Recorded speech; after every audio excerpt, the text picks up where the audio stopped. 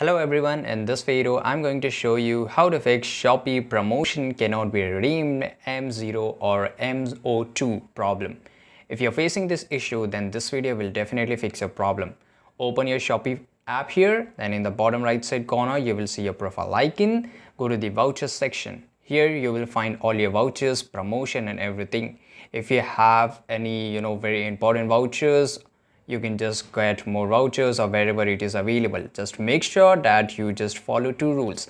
Here you can see valid date. As every voucher has a valid date, these are the vouchers which is only valid for today for 22 hours, and this is valid for a particular date. Also read the terms and conditions. Just tap on the voucher and you will able to use it. For example, I click on use and you can see this voucher is only applicable of this product. Most of the customer use any of the vouchers on very different product which is not valid.